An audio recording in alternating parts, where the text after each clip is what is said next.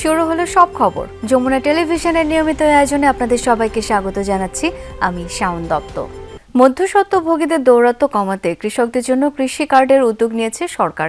দুপুরে প্রধানমন্ত্রীর সভাপতিত্বে কৃষকদের সহায়তা দেওয়ার প্রতিশ্রুতি বাস্তবায়নে আন্তঃমন্ত্রণালয় সভা শেষে কথা বলেন কৃষিমন্ত্রী মোহাম্মদ আমিনুর রশিদ। জানান দ্রুতই পাইলট প্রকল্প আকারে এই কার্যক্রম শুরু করবে সরকার। এর আগে প্রধানমন্ত্রীর সাথে সাক্ষাৎ করেন চীনের রাষ্ট্রদূত ইয়াও ওয়েন। সরকার গঠন করায় চীনা প্রেসিডেন্ট তারেক রহমানকে স্বাগত জানান, সেই সাথে আমন্ত্রণ জানান চীন সফরের। নির্বাচনের আগে দেয়া কৃষকদের সহায়তার প্রতিশ্রুতি বাস্তবায়নে সোমবার সচিবালয়ে বসে আন্তঃমন্ত্রণালয় সভা। প্রধানমন্ত্রী তারেক রহমানের সভাপতিত্বে এতে যোগ দেন অর্থ, কৃষি, ভূমিসহ সংশ্লিষ্ট মন্ত্রণালয়ের মন্ত্রী ও প্রতিমন্ত্রীরা। সোমবার দুপুর 12টায় মন্ত্রিপরিষদ কক্ষে শুরু হওয়া এ সভার বিষয় ডিজিটাল কৃষক কার্ড। বিএনপির ইশতেহার অনুযায়ী এ কার্ডের মাধ্যমে প্রান্তিক কৃষকদের কাছে সরাসরি সরকারি প্রণোদনা, সার ও বীজের ভর্তুকি পৌঁছে দেয়া। আর এটি বাস্তবায়নেই অনুষ্ঠিত হয় বৈঠকটি। বৈঠক শেষে তথ্যমন্ত্রী জহিরুদ্দিন স্বপন বলেন, মধ্যস্বত্বভোগীদের দৌরাত্ম্য কমাতেই কৃষকদের জন্য স্মার্ট কৃষি কার্ডের উদ্যোগ নিয়েছে সরকার। দ্রুতই পাইলট প্রকল্প আকারে এ কার্যক্রম শুরু হবে বলে জানান তথ্যমন্ত্রী। কৃষক কার্ড দেওয়ার ক্ষেত্রে যে সংশ্লিষ্ট অন্যান্য বিষয়গুলি আছে, সেই বিষয়গুলি নিয়ে আমরা আলাপ করছি। নীতিগতভাবে এটা আমাদের বহু আগেই সিদ্ধান্ত, আমরা বাস্তবায়নের জন্য আজকে প্রথম বৈঠক মাননীয় প্রধানমন্ত্রী করছেন।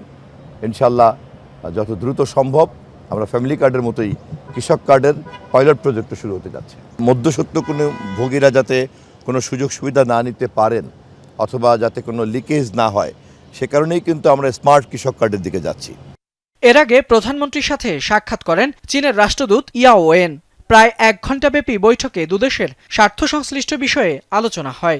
বিপুল সংখ্যাগরিষ্ঠতা নিয়ে সরকার গঠন করায় চীনা প্রেসিডেন্ট তারেক রহমানকে স্বাগত জানান, সেই সাথে আমন্ত্রণ জানান চীন সফরের। বৈঠক শেষে প্রধানমন্ত্রীর পররাষ্ট্র উপদেষ্টা বলেন, বাংলাদেশ চীন সম্পর্ক এগিয়ে নিতে আলোচনা হয়েছে। প্রধানমন্ত্রী নির্বাচিত হওয়ার পরে ওনাকে কনগ্রাচুলেশন জানানোর জন্য এবং চায়নার প্রেসিডেন্ট শি জিনপিং সাহেবের পক্ষে এবং চায়নার প্রিমিয়ার লি কুয়াংয়ের পক্ষে উনি শুভেচ্ছা জানাইছেন। বাংলাদেশ চায়না সম্পর্কটা হয়েছে ঐতিহাসিক, এটা সূচনা হয়েছিল শহীদ প্রেসিডেন্ট জিয়াউর রহমানের সময়। চায়না একজন একটা ইম্পর্টেন্ট স্ট্রং ডেভেলপমেন্ট পার্টনার বাংলাদেশের। এর আগে সকাল 10টার দিকে তারেক রহমানের সঙ্গে সৌজন্য সাক্ষাৎ করেন প্রধানমন্ত্রীর জনপ্রশাসন বিষয়ক উপদেষ্টা, জনপ্রশাসন মন্ত্রণালয়ের প্রতিমন্ত্রী এবং প্রধানমন্ত্রীর মুখ্য সচিব। ফয়সাল মাহমুদ, যমুনা নিউজ, ঢাকা। প্রথমবারের মতো ঢাকা সেনানিবাসে সশস্ত্র বাহিনী বিভাগে অফিস করেছেন প্রধানমন্ত্রী তারেক রহমান। পরে তিনি পদোন্নতি পাওয়া 2 সেনা কর্মকর্তাকে র্যাঙ্ক ব্যাজ পরিয়ে দেন। এ সময় প্রধানমন্ত্রীর প্রতিরক্ষা উপদেষ্টা গণমাধ্যমকে জানান, দেশের মানুষের নিরাপত্তার কথা মাথায় রেখে সশস্ত্র বাহিনীকে জনমুখী ও আধুনিক করে গড়ে তোলা হবে। সশস্ত্র বাহিনী বিভাগে প্রধানমন্ত্রীর কার্যালয়ে সোমবার সকাল 9টায় প্রথমবারের মতো অফিস করেন তারেক রহমান। এ সময় তাকে স্বাগত জানান সেনাবাহিনী প্রধান জেনারেল ওয়াকারুজ্জামান, নৌবাহিনী প্রধান অ্যাডমিরাল মোহাম্মদ নাজমুল হাসান এবং বিমান বাহিনী প্রধান air chief marshal Hasan Mahmud Khan. পরে প্রধানমন্ত্রীর সাথে শুভেচ্ছা বিনিময় করেন তারা। এদিন পদোন্নতিপ্রাপ্ত 2 সেনা কর্মকর্তা লেফটেন্যান্ট জেনারেল মীর মুশফিকুর রহমান এবং মেজর জেনারেল কায়সার রশিদ চৌধুরীকে র্যাঙ্ক ব্যাজ পরিয়ে দেন প্রধানমন্ত্রী। এদিকে শেরেবাংলা নগরে প্রধানমন্ত্রীর প্রতিরক্ষা উপদেষ্টা অবসরপ্রাপ্ত ব্রিগেডিয়ার জেনারেল শামসুল ইসলাম প্রতিরক্ষা মন্ত্রণালয় পরিদর্শন করেন। পরে মন্ত্রণালয়ের কর্মকর্তাদের সাথে বৈঠক করেন উপদেষ্টা। তাকে মন্ত্রণালয়ের কর্মকাণ্ড এবং ভবিষ্যৎ পরিকল্পনা সম্পর্কে অবহিত করেন প্রতিরক্ষা সচিব মোহাম্মদ আশরাফ উদ্দিন। গণমাধ্যমে প্রতিরক্ষা উপদেষ্টা সশস্ত্র বাহিনীর সম্প্রসারণ ও আধুনিকায়নে সরকারের আন্তরিকতার কথা তুলে ধরেন। ফ্যাসিস্ট সরকার যেভাবে বিভিন্ন বাহিনীগুলোকে ধ্বংস করেছে, সেইখান থেকে তাদেরকে উত্তরণ করে বাংলাদেশের মানুষের চাহিদার যেরকম বাহিনী হওয়া উচিত, যে বাহিনী সত্যিকার অর্থে বাংলাদেশের স্বাধীনতা এবং সার্বভৌমত্ব রক্ষায় অতন্ত্র প্রহরী হিসাবে ইতিপূর্বেও কাজ করেছে এবং ভবিষ্যতে যেন আমরা ওইরকম একটা সশস্ত্র বাহিনী গড়ে তুলতে পারি, সেই দিক নির্দেশনা উনি ইতিমধ্যে দিয়েছেন। উপদেষ্টা জানান, স্বাধীন, সার্বভৌম, আধুনিক ও উন্নত বাংলাদেশ গড়ে তুলতে প্রতিরক্ষা মন্ত্রণালয় কাজ করে যাবে।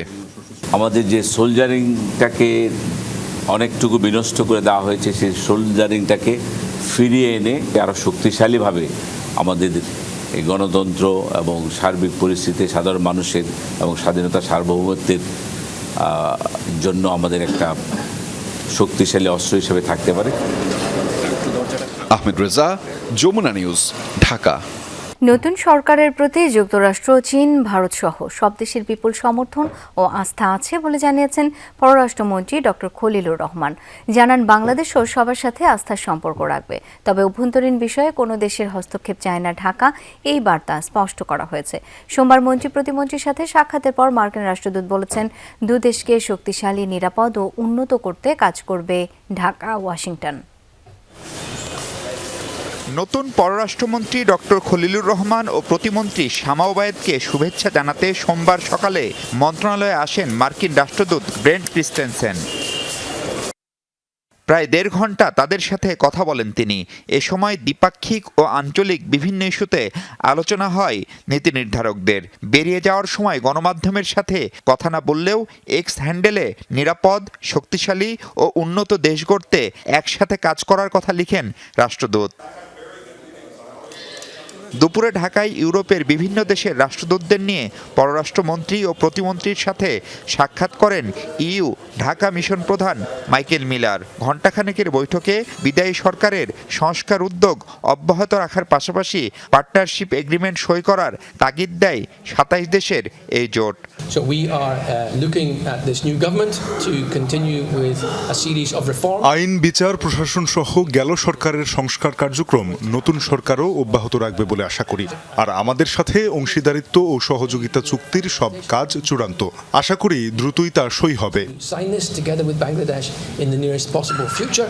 যুক্তরাষ্ট্র, চীন, ভারত, সৌদি আরব, পাকিস্তান সব দেশের কাছেই সবার আগে বাংলাদেশ নীতি স্পষ্ট করা হয়েছে বলে জানান পররাষ্ট্রমন্ত্রী। সরকারের প্রতি তাদের সর্বাত্মক সমর্থনের কথা জানিয়ে বিবাদমান সব সমস্যার সমাধানেও আশাবাদী ডক্টর খলিল। আমি যাদের সঙ্গে পর্যন্ত সাক্ষাৎ করেছি, এই সরকারের প্রতি তাদের বিপুল আস্থা, আমাদের সঙ্গে ঘনিষ্ঠভাবে কাজ করবার তাদের যে একটা প্রবল ইচ্ছা, সেটা আমরা দেখেছি। বলেছি যে আমাদের মোটো হচ্ছে বাংলাদেশ ফার্স্ট, স্বাধীনতা, সার্বভৌমত্ব, পরস্পরের আভ্যন্তরীণ ব্যাপারে হস্তক্ষেপ না করা, এই সব মূলনীতির ওপর আমাদের কার্যক্রম প্রতিষ্ঠিত থাকবে। এর আগে রোববার সৌদি আরব, চীন, ভারত ও পাকিস্তানের ঢাকা মিশন প্রধানও শুভেচ্ছা জানিয়েছেন নতুন পররাষ্ট্রমন্ত্রী ও প্রতিমন্ত্রীকে। মাহফুজ মিশু, যমুনা নিউজ, ঢাকা। মপ করে দাবি আদায়ের দিন শেষ, এমনটাই জানালেন নতুন স্বরাষ্ট্রমন্ত্রী সালাউদ্দিন আহমেদ। বলেছেন, আইন শৃঙ্খলা পরিস্থিতির উন্নয়নই সরকারের অগ্রাধিকার। এ লক্ষ্যে রাজনৈতিক বিবেচনায় লাইসেন্স দেওয়া অস্ত্র বাজেয়াপ্ত করা হবে। যোগ্যতার ভিত্তিতে নিয়োগ পাবেন এসপি ও সিরা। একই সাথে আওয়ামী লীগ আমলে পুলিশের বিভিন্ন পর্যায়ে নিয়োগ জালিয়াতি ও অনিয়ম খতিয়ে দেখা হবে বলেও জানিয়েছেন সালাউদ্দিন আহমেদ। স্বরাষ্ট্র মন্ত্রণালয়ের অধীনে থাকা দপ্তর সংস্থার প্রধানদের সাথে মতবিনিময় সভা মন্ত্রী সালাউদ্দিন আহমেদের। সেখানে উঠে আসে দেশের আইন শৃঙ্খলা সহ সার্বিক পরিস্থিতি। দীর্ঘ প্রায় 2 ঘন্টার বৈঠক শেষে ব্রিফিংয়ে সিদ্ধান্ত জানান স্বরাষ্ট্রমন্ত্রী। বলেন, আওয়ামী লীগ আমলে রাজনৈতিক কারণে অস্ত্রের লাইসেন্স দেওয়া হয়েছে, যাচাই বাছাই করে সেসব লাইসেন্স বাতিল করা হবে। কনস্টেবল পদে নিয়োগ জালিয়াতি খতিয়ে দেখেও ব্যবস্থা নেওয়া হবে যেন ভবিষ্যতে অনিয়মের নিয়োগ বন্ধ হয়। এ সময় তিনি জানান, শূন্য থাকা কনস্টেবলের 2701টি পদে নিয়োগের সিদ্ধান্ত হয়েছে। ফ্যাসিবাদী সরকারের সময়ে পুলিশের বিভিন্ন পর্যায়ে নিয়োগের ক্ষেত্রে স্পেশালি কনস্টেবলের কথাটা বলেছি, স্থায়ী ঠিকানা জালিয়াতি করে অনেক জায়গায় নিয়োগ টিয়োগ হয়েছে। তো সেগুলো একটু ফাইন্ড আউট করে বিবেচনা নিতে হচ্ছে, আবার যেন কারো উপরে জুলুম না হয়। ফ্যাসিবাদী সরকারের সময়ে রাজনৈতিক উদ্দেশ্যে বা বিভিন্ন অপরাধমূলক কর্মকাণ্ড করার উদ্দেশ্যে হয়তো অন্যভাবে তারা লাইসেন্স পেয়েছে রাজনৈতিক বিবেচনায়, সেই বিবেচনায় যারা পেয়েছে সেগুলো বাতিল করা হবে এবং একই সাথে সেই লাইসেন্সের অধীনে অস্ত্র থাকলে সেটাও বাজেয়াপ্ত হবে। স্বরাষ্ট্রমন্ত্রী বলেন, 5 আগস্টের পর অন্তর্বর্তী সরকারের আমলে কিছু সুবিধাবাদী গোষ্ঠী হয়রানিমূলক মামলা করেছে। এসব মামলা যাচাই করে প্রত্যাহার করা হবে। 5ই আগস্টের পরে বেশ কিছু মামলা হয়েছে, এখানে কিছু সুবিধাবাদী শ্রেণীর মানুষ এগুলার সুযোগে ভোগান্তি সৃষ্টির জন্য অনেককে আসামি করেছে, যারা সেখানে জড়িত থাকার প্রশ্নই আসে না। সেই জায়গায় অনেক বড় বড় ব্যবসায়ী এবং অনেক স্বনামধন্য ব্যক্তি, সমাজের বিশিষ্ট ব্যক্তিদেরকে ওইরকম আসামি করা হয়েছে। তাদের এই যে যথাযথ ব্যবস্থা করা এবং তারা যেন ভোগান্তি সৃষ্টি না হয় সেগুলো দেখবে। অন্তর্বর্তী সরকারের আমলে লটারির মাধ্যমে এসপি ওসি নিয়োগের স্বচ্ছতা নিয়েও প্রশ্ন তুলেছেন স্বরাষ্ট্রমন্ত্রী। লটারির মাধ্যমে যে যাকে যেখানে পেয়েছে সেই লটারিটাও ট্রান্সপারেন্ট ছিল বলে আমরা মনে করি না। সেটা হয়েছে, কিন্তু সরকারের নিয়োগ সেভাবে হয় না। সুতরাং এগুলো স্ক্রুটিনি করে ডিপার্টমেন্ট যাকে দক্ষ উপযুক্ত যেখানে দেয়া মনে করবে সেই হিসাবে এগুলো করার জন্য আজকে নির্দেশনা দেওয়া হয়েছে। সালাউদ্দিন আহমেদ বলেন, বৈধ পন্থায় দাবি আদায় করা যাবে, কিন্তু কোনো মব সৃষ্টি করলে সরকার কঠোর হবে। যে কোনো বৈধ বা আইনানুগ কোনো দাবি দেওয়া থাকলে সেটা যথাযথ ফোরামে উপস্থাপন করবে, বিবেচনা হবে। এটাই নিয়ম। রাস্তায় দাঁড়িয়ে গেলাম, পরীক্ষা দেবো না আগামীকালকে, সেটা হবে। মব কালচারের এগেনস্টে আমাদের রিয়েকশনটা কি? আমরা রিয়েক্ট করব খুব কঠোরভাবে। স্বরাষ্ট্রমন্ত্রী বলেন, সরকারের প্রথম অগ্রাধিকার আইন শৃঙ্খলার উন্নয়ন ও জনগণকে স্বস্তি প্রদান। কোনো পুলিশ সুপার আইনের বাইরে কাউকে প্রোটোকল দিবে না, তাদের কাজেও কেউ হস্তক্ষেপ করতে পারবে না। আলমগীর স্বপন, যমুনা নিউজ, ঢাকা। দেশে আগের চেয়ে বেশি চাঁদাবাজি হচ্ছে, বেড়ে গেছে রেটও। এভাবে চললে ব্যবসা বন্ধ করে দিতে হবে, এমন হুঁশিয়ারি দিয়েছে Dhaka chamber of commerce DCCI. সভাপতির দাবি, অন্তর্বর্তী সরকারের আমলেও চাঁদাবাজি থামেনি, এক মুহূর্তের জন্য বন্ধ হয়নি দুর্নীতি। এই অবস্থায় ব্যাংক সুদের হার না কমালে বিনিয়োগ কঠিন হয়ে পড়বে। কয়েকদিন ধরেই চাঁদাবাজি ইস্যুতে সরগরম ব্যবসায়ী মহল। রাজধানী ও বিভিন্ন জেলা থেকে অভিযোগ মিলছে, একের পর এক ব্যবস্থা নিচ্ছে আইন শৃঙ্খলা বাহিনীও। টিআইবির সবশেষ হিসাবে দেশে প্রতি বছর শুধু বাস, মিনিবাস ও ট্রাক থেকেই চাঁদা আদায় হয় ১,০০০ কোটি টাকার বেশি। সারা দেশের হকার ও ছোট ব্যবসায়ীদের দিতে হয় প্রায় ৩,০০০ কোটি টাকা। এর মতে এলডিসি গ্র্যাজুয়েশনের ফলে নতুন সরকারের কাছে ঢাকা চেম্বারের প্রত্যাশা নিয়ে আয়োজিত ব্রিফিংয়ে উঠে আসে চাঁদাবাজি প্রসঙ্গ। সভাপতি তাসকিন আহমেদ জানান, এসবের কারণে কারখানায় উৎপাদন খরচ বাড়ছে। যখনই যে সরকার আসে তখনই বলে আমরা সরকারি দলের লোক, আমাদেরকে এই চাঁদা দিতে হবে, আমাদের এই অনুষ্ঠান আছে পাড়ার, এই চাঁদা দিতে হবে, আমরা স্বাধীনতা দিবস অর্জন করব, আমাদেরকে চাঁদা দিতে হবে। তো এটা তো লজ্জারও কিছু নয়, ভয়েরও কিছু নয় ভাই। এরপরে যদি হয় আমরা ব্যবসায়িক মহল সব বন্ধ করে চলে যাব। ডিসিসিআই বলছে, অন্তর্বর্তী সরকারের আমলেও আর্থিক খাতে শৃঙ্খলা ফেরেনি, কেন্দ্রীয় ব্যাংকের সুবিধা পাচ্ছে শুধু বড় ব্যবসায়ীরা। লার্জ স্কেল ডিফল্টার যারা, আমার তো মনে হয় এটা হাতে গোনা ভেরি স্মল পার্সেন্টেজ, 100, 200, 500 বেশি কোম্পানি হবে না। কিন্তু আমাদের এসএমই সেক্টরে কিন্তু প্রায় 78 লক্ষ ব্যবসা প্রতিষ্ঠান আছে। ইনাদের জন্য তখন ওনারা বললেন যে ওনারা পলিসি সাপোর্ট দেবেন। পলিসি সাপোর্ট কিন্তু বড় বড় কোম্পানিরা, এবার আমরা যেটা শুনতে পেরেছি 1400-1500 কোম্পানি, তার মধ্যে বোধহয় 300-400 কোম্পানিকে দেওয়া হয়েছিল। যুক্তরাষ্ট্রের সাথে বিদায়ী সরকারের করা বাণিজ্য চুক্তি নিয়ে প্রশ্ন তোলে ডিসিসিআই। আশঙ্কা, রেসিপ্রোকাল ট্যারিফ শূন্য হলেও নিয়মিত 16.5% শুল্ক বহাল থাকবে। মার্কিন সরকারের সাথে আলোচনার মাধ্যমে চুক্তিটি এমনভাবে পুনর্বিবেচনা করা প্রয়োজন যা উভয় দেশের জন্য উইন উইন বা সমমাননা লাভজনক হয়। ইতিমধ্যে আমরা দেখেছি আমেরিকান সুপ্রিম কোর্ট, যেটা আমরা বললাম, রেসিপ্রোকাল ট্যারিফ অবৈধ ঘোষণা করেছে। এখন এগ্রিমেন্টটা যদি স্ট্যান্ড করে, সরকারের উচিত হবে ইমিডিয়েটলি এটাকে আবার রিনেগোসিয়েশনের জন্য বসা। বিনিয়োগ বাড়াতে সমন্বিত রোড টু রিভাইভাল কর্মসূচি চালুর প্রস্তাব ঢাকা চেম্বার অব কমার্সের। পৃথিবীর সবচেয়ে বড় শক্তিধর। তৌহিদ হোসেন, যমুনা নিউজ, ঢাকা। আন্তর্জাতিক অপরাধ ট্রাইব্যুনালের নতুন চিফ প্রসিকিউটর নিয়োগ পেয়েছেন অ্যাডভোকেট আমিনুল ইসলাম। সোমবার আনুষ্ঠানিক দায়িত্ব নেন তিনি। এদিন পদ থেকে আনুষ্ঠানিকভাবে বিদায় নিলেন সাবেক চিফ প্রসিকিউটর তাজুল ইসলাম। দায়িত্ব গ্রহণের পর অ্যাডভোকেট আমিনুল ইসলাম জানান, জুলাই হত্যাকাণ্ডের বিচার জুলাই আকাঙ্ক্ষা অনুযায়ী চলমান থাকবে। এদিন বিদায়ী চিফ প্রসিকিউটর তাজুল ইসলাম বলেন, তার দায়িত্বকালে জুলাই বিচার প্রক্রিয়া ছিল স্বচ্ছ। বিএনপি সরকার ক্ষমতায় আসার পর জুলাই আগস্টের বিচারের জন্য গঠিত ট্রাইব্যুনালের চিফ প্রসিকিউটর হিসেবে তাজুল ইসলাম আর থাকছেন না, তা অনেকটাই নিশ্চিত হয়ে যায়।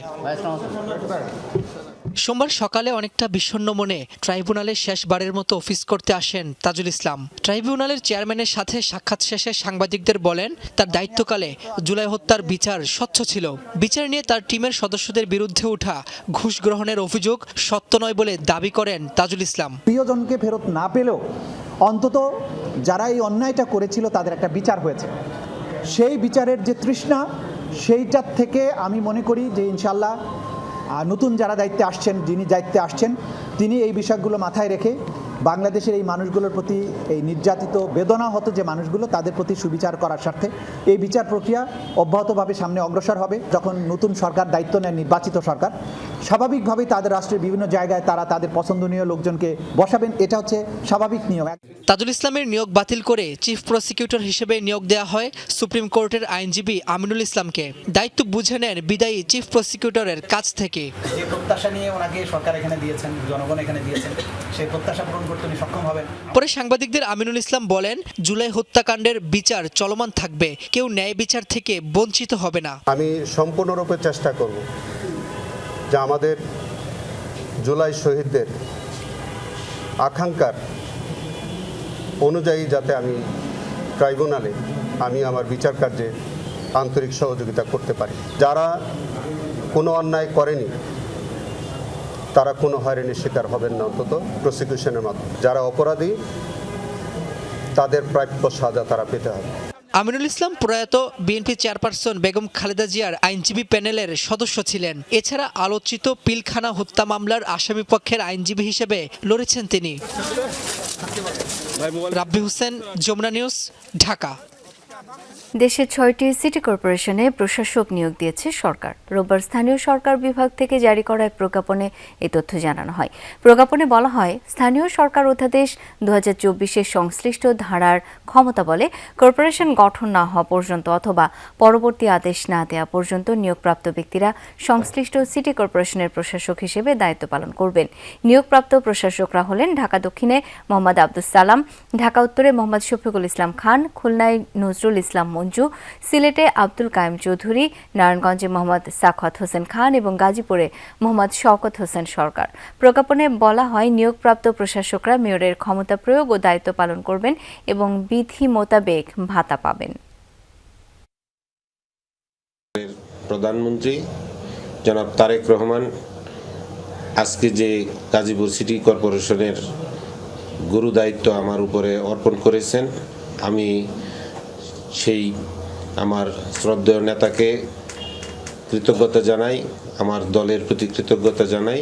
আমাদেরকে ইনস্ট্রাকশন দিয়েছে আমাদের কি করতে হবে, আমাদের জনগণের সাথে আমাদের আচরণটা কি হবে সেটা আমাদেরকে বলেছে।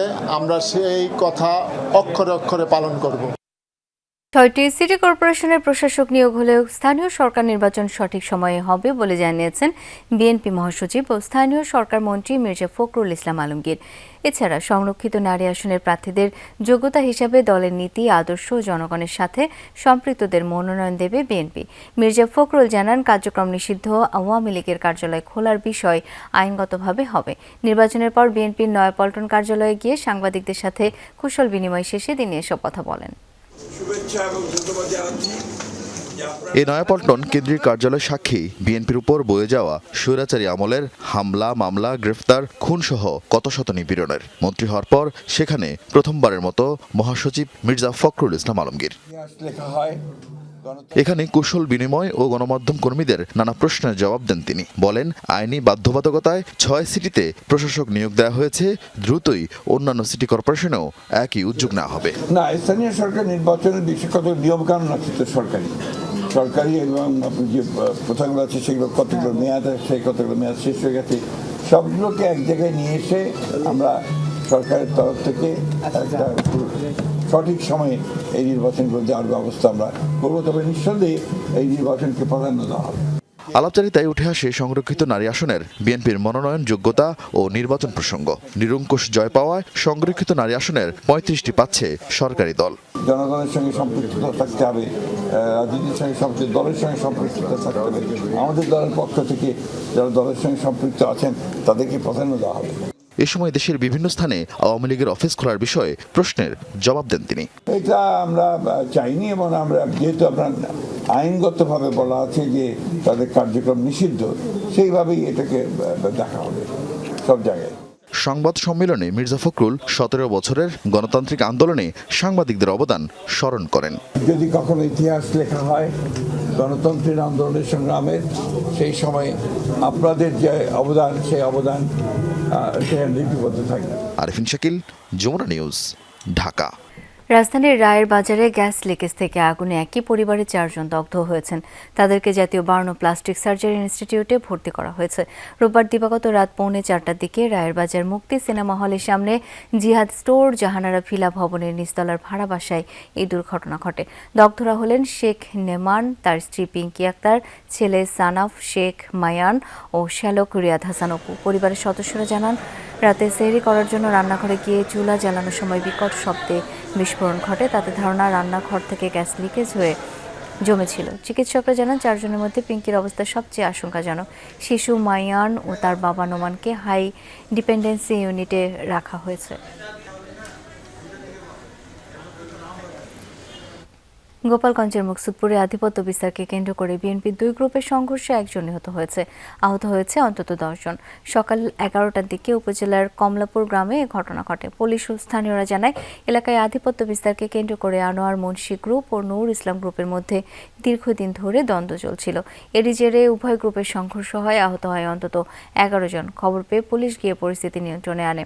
পরে আহতদের উদ্ধার করে হাসপাতালে নিলে চিকিৎসক নীলু মুন্সি নামে একজনকে মৃত ঘোষণা করেন। এলাকায় অতিরিক্ত পুলিশ মোতায়েন করা হয়েছে। সার্বিক বাজার পরিস্থিতি সন্তোষজনক রয়েছে বলে জানিয়েছেন বাণিজ্যমন্ত্রী খন্দকার আব্দুল মুক্তাদির। দুপুরে রাজধানীর মোহাম্মদপুর টাউন হল বাজার পরিদর্শন শেষে গণমাধ্যমের কাছে এমন মন্তব্য করেন তিনি। বলেন, বাজারে পণ্যের পর্যাপ্ত সরবরাহ আছে, কিন্তু কিছু মানুষ রোজার মাসে সুযোগ নেওয়ার চেষ্টা করছে। যারা মূল্যবৃদ্ধির কারসাজিতে জড়িত থাকবে তাদের বিরুদ্ধে আইন নিজের গতিতে চলবে বলেও জানান মন্ত্রী। বাজার পুরোপুরি স্বাভাবিক ও ক্রেতাদের জন্য স্বস্তিদায়ক করতে নানা পরিকল্পনা নেওয়া হয়েছে, তবে সেগুলোর বাস্তবায়ন করতে কিছুটা সময় লাগবে বলেও উল্লেখ করেন বাণিজ্যমন্ত্রী। এই 120 টাকা থেকে আজকে লেবুর দাম তার ভ্যারাইটি অনুযায়ী 50 থেকে 60-70 টাকায় চলে এসেছে। আমরা তো আপনাদের সামনেই বাজার দেখলাম। বাজার যেন কোনো নির্দিষ্ট কয়েক ব্যক্তির হাতে নিয়ন্ত্রিত না হয়, এই দিকে আমাদের দৃষ্টি আছে, কিন্তু কার্যকর পদক্ষেপ নিয়ে আপনাকে গুণগত পরিবর্তন দেখানোর জন্য একটু সময় লাগবে এবং আশা করি সেই সময়টা আপনি মঞ্জুর করবেন। যারা ইসলামের নামে ধর্ম নিয়ে ব্যবসা করতে চায় তাদেরকে কোথাও স্থান দেওয়া হবে না বলে মন্তব্য করেছেন ধর্মমন্ত্রী কাজী শাহ মোফাজ্জল হোসাইন কায়কোবাদ। বিকেলে বায়তুল মোকাররম জাতীয় মসজিদের দক্ষিণ ফাউন্ডেশনের আয়োজনে পবিত্র রমজান উপলক্ষে আয়োজিত মাসব্যাপী ইসলামিক বইমেলার উদ্বোধন অনুষ্ঠানে কথা বলেন তিনি। ধর্মমন্ত্রী বলেন, অত্যাচারী জুলুমকারীকে কোথাও স্থান দেওয়া হবে না।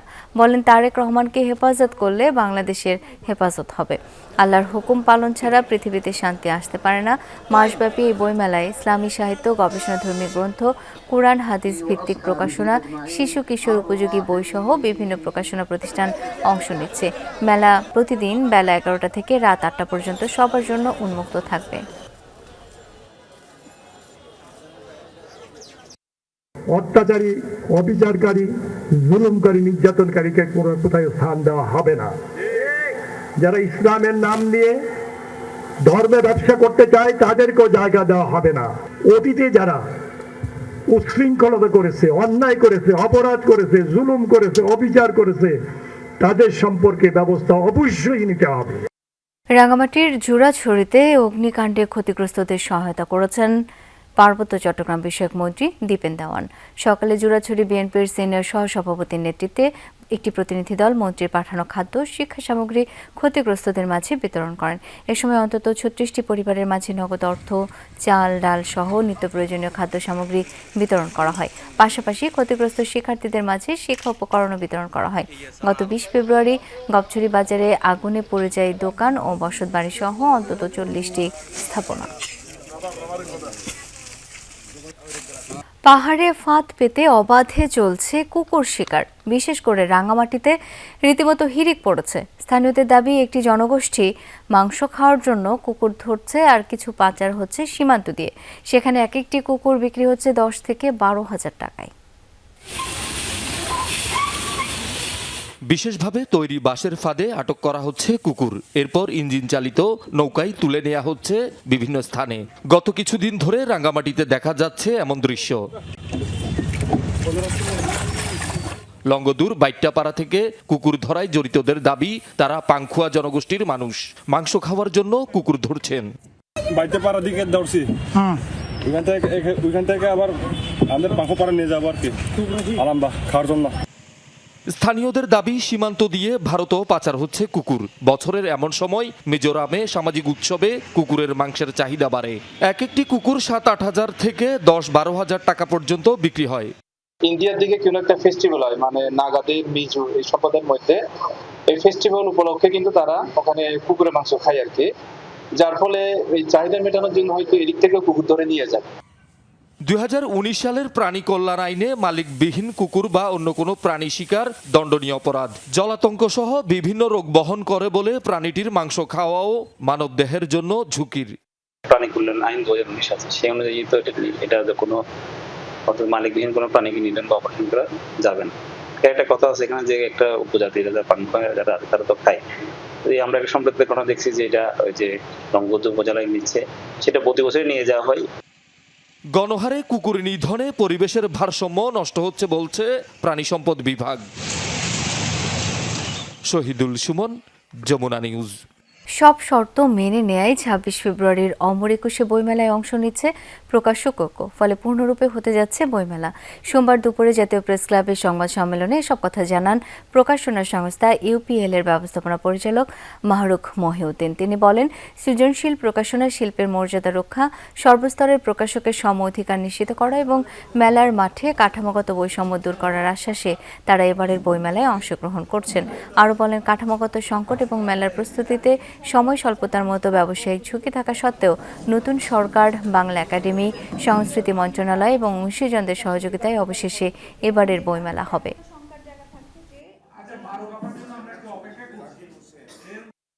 বিভিন্ন ধরনের ভাবনাও আমরা আলোচনা করছিলাম যে কিভাবে এই প্রতিকূল অবস্থায়ও কিভাবে বইমেলাকে প্রাণবন্ত করা যায়। একটু এখানে উদ্ভাবনী নানান চিন্তা ভাবনাকে কাজে লাগাতে হবে যে কিভাবে এরকম একটা প্রতিকূল সময় আমরা বইকে প্রাধান্য দিয়ে মানুষের কাছে পৌঁছাতে পারি। দর্শক, এই ছিল আজকের সব খবরের আয়োজন। ধন্যবাদ এতক্ষণ যারা সাথে ছিলেন।